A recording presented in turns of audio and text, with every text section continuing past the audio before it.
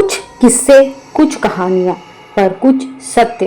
तो कुछ ऐसी ही हम गहरी वारदात या रहस्य आपके सामने लेकर आ रहे हैं आज, जिसे सुनकर आप कुछ समय के लिए सन रह जाएंगे। एक दाई का किस्सा जिसने 50 से ज्यादा पुरुषों को पहुंचाया परलोक। पत्नियां होती थी अपने पतियों से परेशान।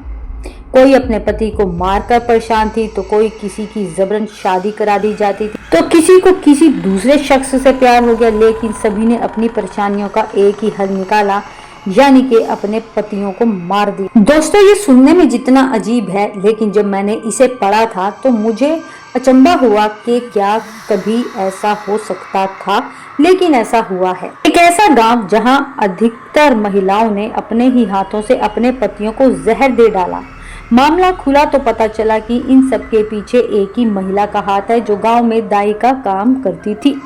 यह सिर्फ दाई नहीं थी, बल्कि खतरनाक और सैनिक जहर बनाना भी जानती थी। साथ ही गांव की महिलाओं के दर्द भी साझा किया करती थी। लेकिन उसके पास हर महिला की समस्या का बस एक ही हल था, पति को फरिश्ता बना दो, यानी ईश्वर के पास पहुंचा दो।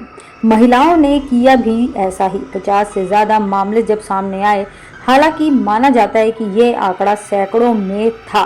तो चलिए जानते हैं यूरोप की हंगरी के एक गांव की सच्ची घटना। ये घटना हंगरी के एक छोटे से गांव नागिरेव की है। अचानक पता चला कि 1911 से 1929 के बीच यहाँ कई महिलाओं ने 50 से ज्यादा मर्दों को जहर देके मार डाला है।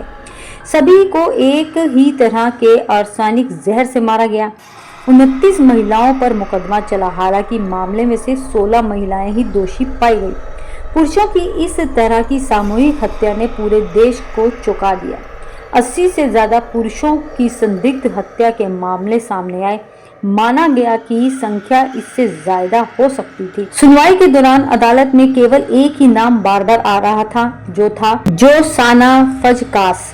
यूं तो जोसाना एक सामान्य सी दाई थी, लेकिन गांव में कई डॉक्टर नहीं होने की वजह से अन्य बीमारियों की दवा भी दे दिया करती थी। इसी दौरान महिलाएं अपनी निजी समस्या भी उसके साथ साझा किया करती थी।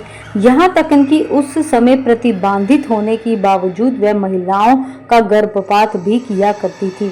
जोसाना उनकी परेशानियां सुनती, लेकिन उसके पास सभी समस्याओं का एक ही आसान सा हल होता था। जोसाना को आधुनिक केमिकल की भी अच्छी जानकारी थी और उसने खतरनाक आर्सेनिक जहर महिलाओं को देना शुरू कर दिया। इस तरह 1911 में एक एक करके पुरुषों की मौत के मामले सामने आने लगे। 18 साल में करीब 50 से ज्यादा पुरुषों की मौत हो गई। अदालत ने इसी वजह से उसे मुख्य अभियुक्त माना। इतने बड़े पैमाने पर मौत के बाद नागिरेव को कातिलों का शहर कहा जाने लगा। 1929 में जाकर पुलिस का ध्यान इस ओर गया और लाशों को कब्र से निकाला गया। अधिकतर के शरीर में एक ही तरह का आर्सेनिक जहर पाया गया था। 19 जुलाई 1929 को आखिरकार जोसाना को गिरफ्तार करने के लिए पुलिस उसके घर पहुंची। पुलिस को आता देख वह समझ गई कि सारा मामला खुल गया है। इससे पहले कि पुलिस उसे गिरफ्तार करती, उसने अपना ही बनाया जहर खा लिया और अपनी जान दे दी। बाद में माना गया कि इतने बड़े पैमाने पर पुरुषों की हत्याओं के पीछे कई कारण थे। पति के अत्याचार, कम उम्र की लड़कियों की बड़े पैमाने के उम्र के पुरुषों से शादी, गुस्सा और मन भर जाना। दोस्तों, ये कहानी केवल कहानी नहीं है, एक किस्सा है सच्चाई का। हैरत की बात तो ये है कि कितने आराम से ये दाई जोसाना ने 50 पुरुषों को मौत के घाट उतार दिया और किसी को कानोकार खबर भी नहीं हुई। लेकिन कहते हैं ना, सच एक दिन सामने जरूर आता है। और जब सच सामने आया तो उसने डर से अपने द्वारा बनाए गए जहर में अपने आप को खुद ही समेट लिया और ऐसे ही इस जहरीली दाई का खेल खत्म हुआ।